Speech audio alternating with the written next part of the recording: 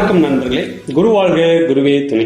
இன்னைக்கு நம்ம பார்க்க போற வீடியோ என்ன அப்படின்னு பாத்தீங்கன்னாக்கும் எண்களை பற்றிய ஒரு சிறிய கண்ணோட்டம்.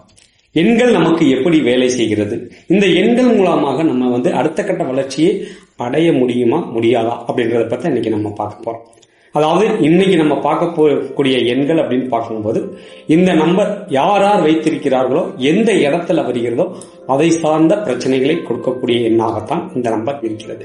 அப்ப இந்த நம்பரை நம்ம பயன்படுத்தினாக்கும் அல்லது எங்கள்கிட்ட இந்த நம்பர் இல்லை சார், ஆனா நீங்க சொல்ற மாதிரி டோட்டல் கூட்டினாலும் இந்த நம்பர் வருகிறது, இதற்கு நம்ம என்ன செய்யறது, இந்த நம்பர் நம்ம கைக்கு வந்த பிறகு உங்களுடைய அனுபவத்தை நீங்கள் தெரிந்து கொள்ளலாம். அதாவது நம்ம சொல்லக்கூடிய இந்த எண் அப்படின்னு பாத்தீங்கன்னா இந்த எண் 11ஆம் நம்பர். அதாவது 11 அப்படின்ற நம்பர் டோட்டலாக எந்த இடத்துல வருகிறதோ, அதாவது ஒரு வண்டி எண்ணாக இருக்கட்டும் அல்லது நம்ம ஒரு போன் நம்பர் நம்ம கையில வச்சிருக்கோம் அப்படின்னு பாத்தீங்கன்னாக்கும் அந்த இரண்டு இலக்க எண்களாக நம்ம எடுக்க போகும்போது அதுல வரக்கூடிய அந்த 2 இலக்க எண்கள்ல 11 அப்படின்ற நம்பர் எந்த இடத்துல வருகிறதோ அதை சார்ந்து அவர்களுக்கு பிரச்சனையை தரும். பிரச்சனையை தருமா அப்படின்னு பாத்தீங்கன்னாக்கும் எந்த இடத்துல வருகிறதோ அந்த இடம் சார்ந்த ஒரு பிரச்சனையை கொடுக்கும். ஒரு சொத்து ஸ்தானத்துல அவர்களுக்கு அந்த 11 அப்படின்ற நம்பர் அங்க வந்துச்சு அப்படின்னு பாத்தீங்கன்னாக்கும் அது சொத்து அப்படின்ற ஒரு ஸ்தானத்தை விருத்தியை கொடுக்காது. நம்ம வாங்கி போட்டாலும் அது அப்படியே தான் கிடக்கும். இதுவே ஒரு குழந்தை ஸ்தானத்துல இந்த 11 அப்படின்ற நம்பர் அந்த இடத்துல இருந்தாக்கும் அது குழந்தைகளை ஒரு வளர்ச்சி நிலைக்கு கொண்டு போக விடாது, ஒரு தடையை ஏற்படுத்தி கொண்டே இருக்கக்கூடியதா இந்த 11 அப்படின்ற நம்பர்.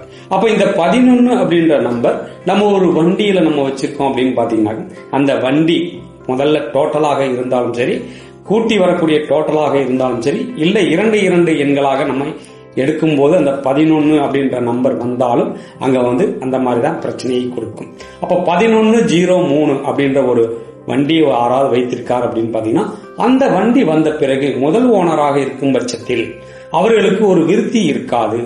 அந்த வண்டி வந்த பிறகு நம்மளுக்கு எல்லாத்திலையுமே ஒரு மந்தமான சூழ்நிலையாகத்தான் நம்மளுக்கு போயிட்டு இருக்கும். டோட்டல் 5 அப்படின்னு பார்க்கும்போது 1103 அதை டோட்டல் அப்படின்னு பாத்தீங்கன்னா 5. அப்ப அந்த 5 அப்படின்ற நம்பர் அடுத்தவர்களுக்கு தான் நம்மளுக்கு பிரயோஜனமா இருக்கும். அந்த வண்டி நமக்கு பிரயோஜனமாக இருக்காது, அடுத்தவங்க எடுத்துட்டு போனாங்கன்னாக்கும் அவங்களுக்கு பிரயோஜனமாக இருக்கும். இப்படி நம்ம ஒவ்வொரு விஷயத்திலையும் இந்த 11 அப்படின்ற நம்பர் எந்த இடத்துல வருகிறோ அந்த இடம் சார்ந்த பிரச்சனையை கொடுக்கும். இதுவே நம்ம யாராவது, அதாவது அவங்க பிறந்த டேட் அப்படின்னு சொல்லுவாங்க, பிறந்த டேட்டையே நம்ம ஒரு அதாவது பாஸ்வேர்டு எண்களாக நீங்க வைத்திருக்க கூடும். ஒவ்வொருத்தவங்க 1111 இல்ல 1113 இந்த மாதிரி எல்லாம் பாஸ்வேர்டு எண்கள் வைத்திருப்பாங்க.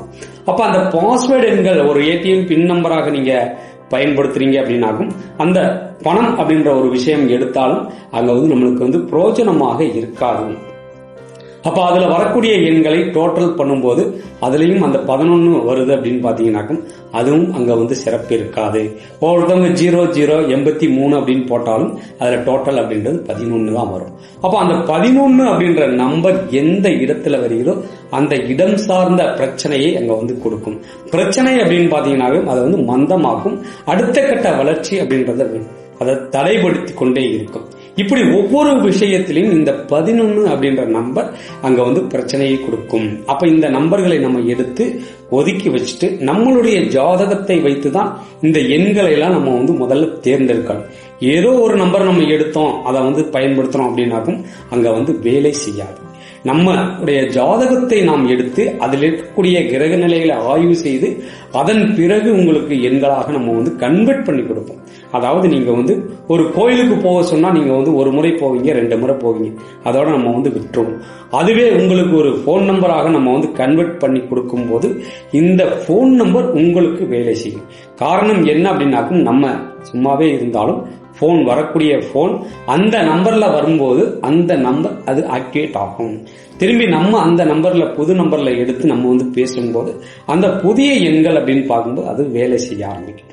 இப்படி நம்ம கிரகங்களை நம்பர்களாக நம்ம கன்வெர்ட் பண்ணி கொடுக்கிறோம். கொடுத்த எண்களை அவர்கள் கரெக்டா பயன்படுத்தணும் அப்படின்னு பாத்தீங்கன்னாக்கா அருமையாக அங்க வேலை செய்து கொண்டிருக்கிறது. இதை நீங்க கரெக்டா நீங்க ஃபாலோ பண்ணீங்க அப்படின்னாலும் 3 மாசத்துல உங்களுக்கு வித்தியாசங்கள் தெரிய ஆரம்பிக்கும். அதாவது ஒவ்வொருத்தவங்களுக்கு வாரத்துல ஒரு வாரத்திலேயே வித்தியாசங்கள் தெரியுது, ஒவ்வொருத்தவங்களுக்கு 1 மாசம் ஆகுது, ஒவ்வொருத்தவங்களுக்கு இந்த 3 மாத காலத்தில் நம்ம கரெக்டா ஃபாலோ பண்ணிட்டோம் வந்தோமானாக்கும் அருமையான ஒரு நல்ல பலன் கிடைக்கிறது. இந்த மாதிரியான விஷயங்கள் அதிகமாக இருக்கு. நம்ம வீடியோவை அடிக்கடி நீங்க பாருங்க, லைக் பண்ணுங்க, ஷேர் பண்ணுங்க. மீண்டும் அடுத்த ஒரு நல்ல பதிவில் சந்திப்போம். அதுவரை உங்களிடமிருந்து விடைபெறுவது திருப்பூரிலிருந்து ரோஜனை மற்றும் பாரம்பரிய ஜோதிடர் பாலமுருகேஸ்வர். நன்றி, வணக்கம்.